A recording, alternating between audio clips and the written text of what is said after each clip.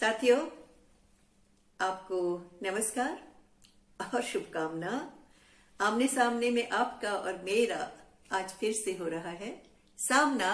आपको ढेरों प्यार और सद्भावना।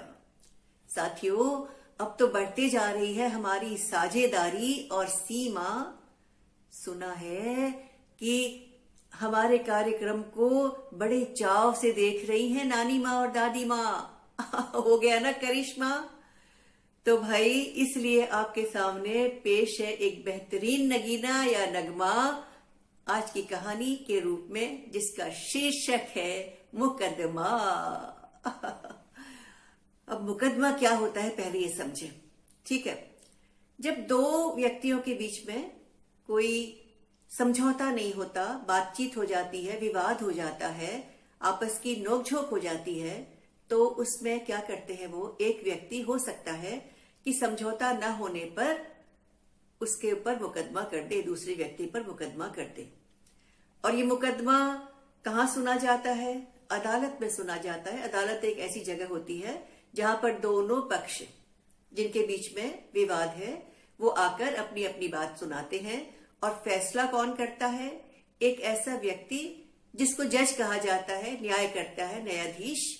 वो फैसला करता है, दोनों की बातों को सुनता है और अपनी बुद्धि से, अपने विवेक से निर्णय देता है कि कौन पक्ष सही है। और दोनों पक्षों को उसका निर्णय मानना होता है, ठीक है। और जो गलत होता है उसको सजा भी मिल सकती है। तो इस प्रकार अगर आपने मुकदमा किया तो मुकदमे के फैसले के लिए आपको पूरी तरह से तैयार होना चाहिए।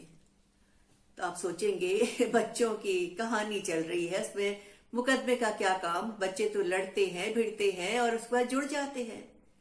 उनको कोई मतभेद की कोई समस्या नहीं है, उनके साथ कोई मुकदमे की बात भी नहीं है। लेकिन ये मुकदमा पता है किसके बीच में हुआ? अरे बड़ा अनोखा मुकदमा था। हाँ, सुनिए सुनिए, ये मुकदमा हुआ पानी और सूरज के बीच में।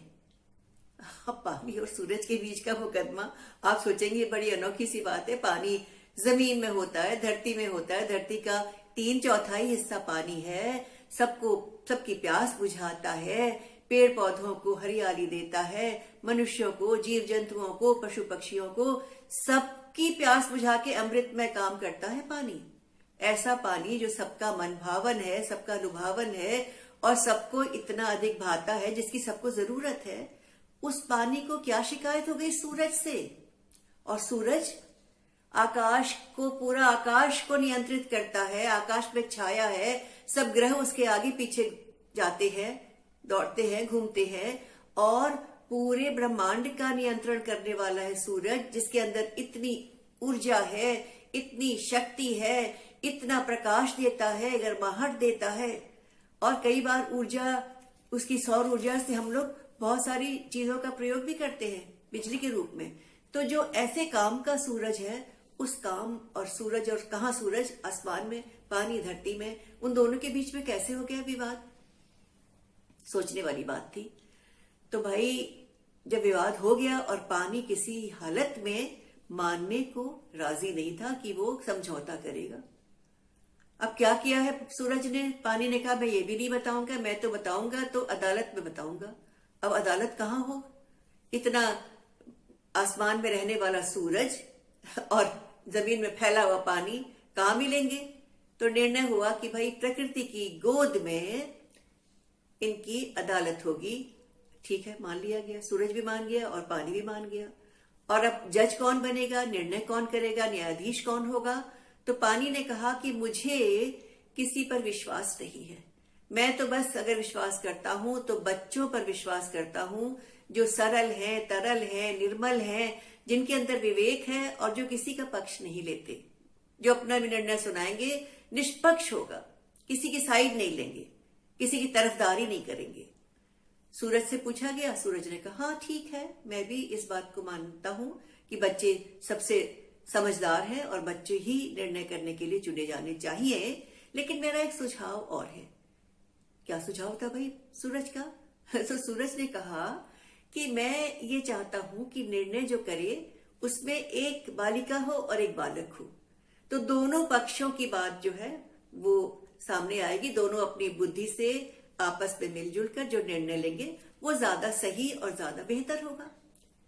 पानी को ये बात मंजूर हो गई, तो भाई दिन नियत हो गया, तारीख नियत हो गई, और जिस दिन मुकदमा था 2 बच्चों को चुना जाना था और बच्चों के पाले में थी निर्णय करने की बात।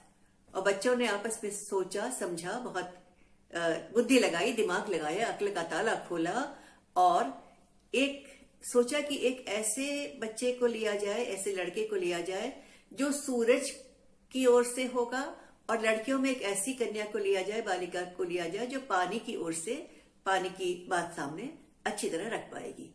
तो गगन नाम के लड़के को ले लिया गया जज के रूप में सूरज की तरफ से, और हरितिमा को ले लिया गया पानी की तरफ से। दोनों पक्षों को ये बात मंजूर थी। और उसके बाद क्या हुआ, मुकदमा शुरू हुआ निश्चित दिन निश्चित तारीख को, और गगन और हरितिमा एक पेड़ के नीचे बैठ गए और पानी और सूरज दोनों पक्षों को सुनवाई के लिए बुलाया गया। और उनसे ये भी कह दिया गया, अगर आपको अपनी बात के लिए कोई गवाही के लिए गवाह लाने हैं तो आप उनको लेकर आइएगा। हम एक ही दिन में निपटा देंगे मामला, हम बार बार तारीखें नहीं डालेंगे, बार बार इसको टालेंगे नहीं। दोनों पक्षों ने इस पर अपनी रजामंदी की। और उसके बाद क्या हुआ कि मुकदमे के लिए पानी सामने आया और पानी ने कहा कि मैं इल्जाम लगाने आया हूं सूरज पर। क्या इल्जाम है? सूरज को तो पता ही नहीं था कि उसने क्या कर डाला। तो पानी ने कहा सूरज चोरी करता है। चोरी? वो भी सूरज?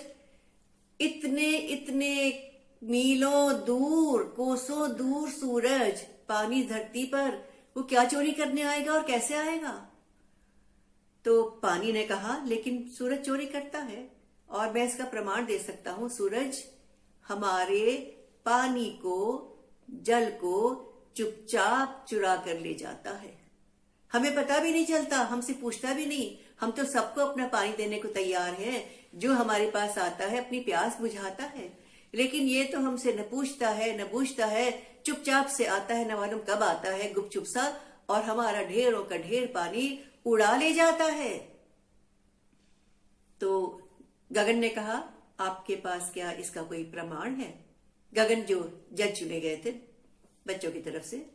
तो पानी ने कहा हाँ मेरे पास बहुत प्रमाण है। लेकिन फिर उसके बाद हरितिमा ने कहा कि ऐसा है कि आप ध्यान से समझबूझ के आरोप लगाइएगा, कहीं ऐसा न हो कि आप ही को सजा हो जाए। पानी जी आप अपनी बुद्धि का प्रयोग करिए। पानी ने कहा हाँ मैं पूरे होशो हवास में अपने साथियों के साथ आया हूं, और मैं आपके सामने अपने गवाहों को पेश करता हूं। और सबसे पहले कौन आया? सबसे पहले आया उसका साथी समुद्र। ठीक है, और समुद्र ने आकर क्या कहा? बताती हूं। समुद्र ने कहा जज महोदय, मैं आपको विश्वास दिलाता हूं कि सूरज हमारा पानी चोरी करता है। समुद्र ने कहा कि मैं अपने परिवार के साथ बड़े सुख से अपने घर में रहता था, और मेरी पत्नी लहर और मेरे दोनों बच्चे ज्वार और भाटा, उनके साथ हम सुख से अपनी घरों में निवास कर रहे थे। लेकिन ये सूरज न मालूम कब आता है चुपचाप से, और ढेरों ढेर पानी उड़ा ले जाता है। हमें पता भी नहीं चलता, हमें बताता भी नहीं है, और हमारे पानी को चुराता है। नदी आई, नदी ने कहा समुद्र बिल्कुल ठीक कह रहे हैं, ये मेरा पानी भी चुराता है सूरज, मेरा पानी भी उड़ा ले जाता है भाप बनाकर। कुएं ने, तालाब ने, झरने ने, झील ने, पोखर ने, कुएं ने, हर एक ने सूरज की इस चोरी के बाद की इल्जाम की पुष्टि की मतलब सबने कहा कि हाँ हमारे साथ भी ऐसा ही होता है, हमारा पानी भी सूरज चुराता है। तो जो दोनों जज थे वो बड़े हैरान हुए कि सूरज पानी चुराता है, आखिर ऐसा कैसे हो सकता है, सूरज पानी कैसे चुरा सकता है? तो लेकिन सब लोग ये कह रहे हैं तो जरूर कहीं ना कहीं कोई बात होगी। जब वो बातचीत कर ही रहे थे तो भागता कौन आया? गीला कपड़ा आया। मैं भी गवाही दूंगा, सूरज मेरा पानी भी चुराता है, गीले कपड़े को मुझे सुखा देता है। तो गगन ने कहा तो कोई नुकसान करता है क्या? अगर तुम्हारा गीलापन सुखा देता है, तुम्हें पहनने योग्य बना देता है, तो भला काम कर रहा है ना। बुराई क्या है इसमें? तुम क्या हर चीज के लिए गवाही देने चले आओगे, चाहे कोई भला काम कर रहा है इसके लिए भी? तो उसे जरा हटाया गया, दूर किया गया। और फिर जो जज थी हरितिमा, उसने कहा कि हमें दूसरे पक्ष की बात भी सुननी चाहिए। तो सूरज को मौका दिया जाए, वो अपनी बात कहे, और अपने गवाहों को लाना चाहता है तो वो भी अपने गवाहों को लेकर आ जाए। तो सूरज पेश हुए, सूरज सामने आए और सूरज ने कहा कि दोनों जज महोदय, दोनों का मैं सम्मान करते हुए आपको नमस्कार करता हूं, और मैं कहना चाहता हूं कि जो पानी कह रहा है वो कुछ हद तक ठीक है। मैं पानी को चुराता तो हूं। दोनों जज एकदम चौंक गए। उसने कहा, अरे तुम अपना अपराध कबूल कर रहे हो तो तुम्हें सजा हो सकती है। तो सूरज ने कहा, मुस्कुराया, उसने कहा, आप मेरी पूरी बात तो सुनिए। मैं पानी कैसे चुराता हूं? मैं जब मेरे पास इतनी ऊर्जा है, मेरे पास इतनी ऊष्मा है, इतनी गर्माहट है, और मेरे भीतर इतने तरह के रासायनिक परिवर्तन होते रहते हैं कि मेरी ऊर्जा जो है वो एकदम गर्मी बन के चारों ओर फैलती है। मैं प्रकाश फैलाता हूँ, ऊष्मा देता हूँ, ऊर्जा का खजाना हूँ। तो मेरी जब किरणें पानी पर पड़ती है तो पानी गर्म हो जाता है और पानी भाप बनता है और उड़ने लगता है, क्योंकि भाप हल्की होती है। लेकिन पानी को कोई समझाए तो सही कि ये भाप बनने की प्रक्रिया जो है, ये पानी की अपनी प्रकृति है। पानी की 3 अवस्थाएं मैंने तो नहीं बनाई। पानी ठंडा होता है तो बर्फ हो जाता है, उसका वो ठोस रूप है। जब वो द्रव के रूप में होता है तो जल होता है, पानी होता है। और जब वो गर्माहट से भाप बन के उड़ता है तो उसका गैस का रूप होता है। तो पानी जब अपने तीनों रूपों में अपनी प्रकृति के कारण रहता है, मेरी वजह से तो नहीं रहता। और इसके अलावा पानी तो अपने अपने एक नियत स्थान पर रहेगा। समुद्र अपनी जगह पर होगा, नदी अपने रास्ते पर चलेगी, झील अपनी जगह है, कुआं अपनी जगह है। मैं क्या करता हूं? मैं सबकी भाप जो ऊपर उठती है उस भाप को बादलों में इकट्ठा करता हूं। हाँ, और सारे बादलों में जब ढेर सारी भाप घनीभूत हो जाती है तो मैं चारों ओर छितरा कर और बरसा देता हूं। तो ये क्या गुनाह है? जो पानी सीमित अपनी अपनी जगह पर था, उस पानी को पूरी धरती पर फैला देना क्या कोई गलती है? मैं तो पूरी दुनिया का परोपकार कर रहा हूँ। जिस जगह बंजर धरती है वहां भी पानी फैलाता हूँ। जिसको पानी चाहिए हरी भरी धरती बनाता हूँ, हरियाली लाता हूँ, पेड़ पौधों को सब तरफ से सिंचाई के लिए उनको सहूलियत देता हूँ। तो ये कोई गुनाह है क्या? पानी की 3 अवस्थाएं, उसकी अपनी अवस्थाएं हैं, उसका अपना ऐसा उसका स्वभाव है। वो मेरा गुनाह तो नहीं हुआ। तो अब आप बताइए जज महोदय, जज महोदया, ये आपका निर्णय करना है, आपको निर्णय करना है कि क्या ये गुनाह है किसी की मदद करके उसको और अधिक फायदा पहुंचाना। और इसके अलावा मैं सारा पानी फिर वापस दे देता हूं इनको।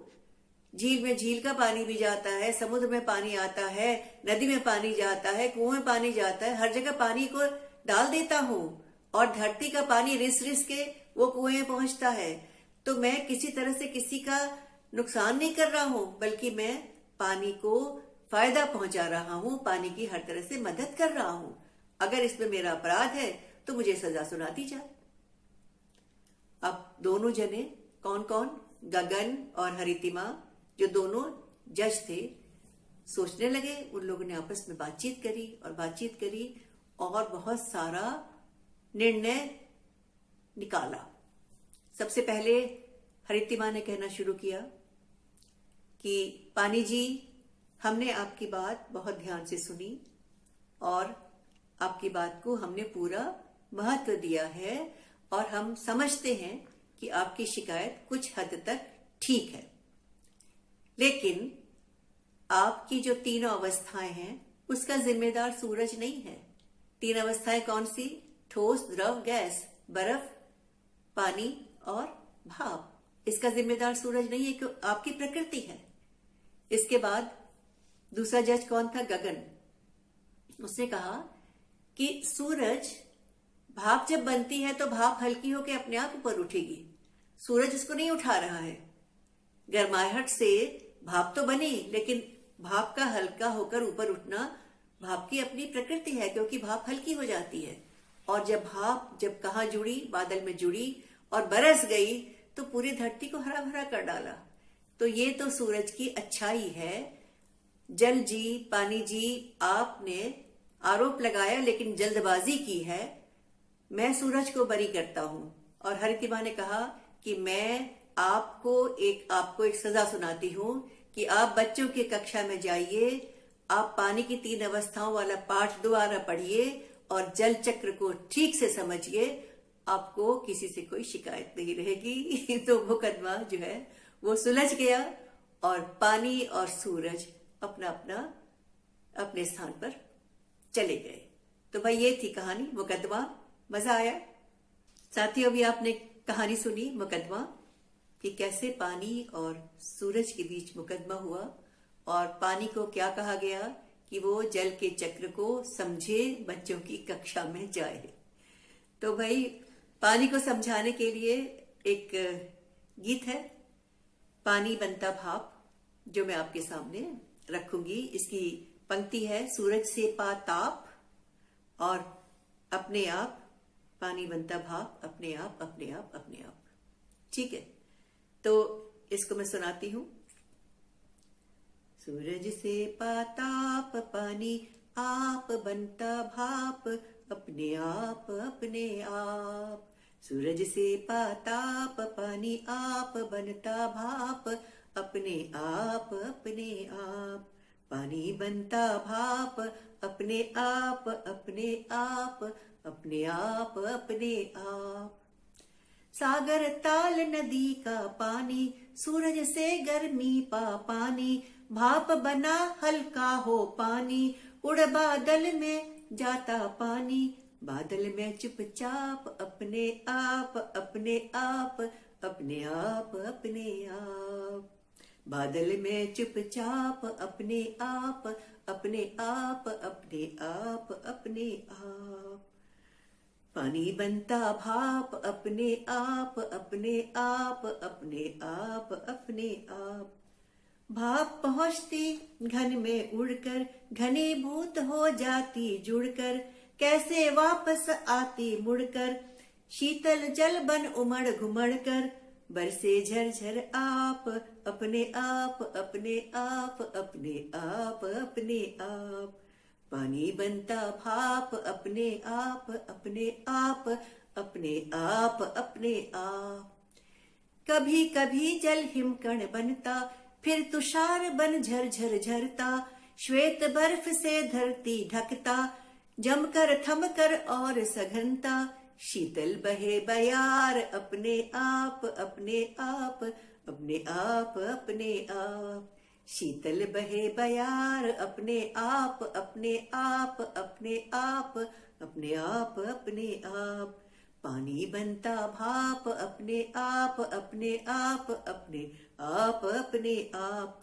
फिर गर्मी ले सूरज आता, फिर गर्मी ले सूरज आता। शीतल बर्फ उसे पिघलाता, शीतल बर्फ उसे पिघलाता। बर्फ गला फिर भाप बनाता, भाप उड़ा फिर जल बरसाता। भाप उड़ा फिर जल बरसाता। ये चक्कर हर बार अपने आप अपने आप, अपने आप अपने आप। ये चक्कर हर बार अपने आप अपने आप, अपने आप अपने आप। पानी बनता भाप, अपने आप अपने आप अपने आप। पानी बनता भाप, अपने आप अपने आप अपने आप, अपने आप अपने आप। तो पानी भाप बनता है, एक प्रक्रिया है, जल चक्र, जिसके कारण अपने आप बनता है। सूरज की गर्मी से पानी भाप बनता है और फिर बादलों में जाकर घनीभूत होता है, इकट्ठा होता है और ठंडा होकर बरसता है। तो ये प्रक्रिया चलती रहती है, चलती रहती है, चलती रहती है। तो पानी की इस प्रक्रिया को समझकर आज की कहानी का अंत यहीं पर करते हैं, गीत का अंत यहीं पर करते हैं। आपको मजा आया होगा और अब आप भी पानी को समझा दीजिएगा कि लड़ाई करने से कोई फायदा नहीं है। वैसे तो पानी इतना समझदार है, इतना ज्ञानी है, इतना अमृत में अपनी प्रकृति से पूरे विश्व को सहलाता है, नहलाता है, धुलाता है, सबके मैल छुड़ाता है, तो कभी कभी अगर थोड़ी सी बच्चों वाली प्रकृति आ गई तो उसको हम भूल जाएंगे और पानी को समझा देते हैं कि जल चक्र जो है वो अपने आप ही होता है। ठीक है, तो नमस्कार, आज की कहानी यही खत्म, फिर मिलेंगे अगली बार। धन्यवाद।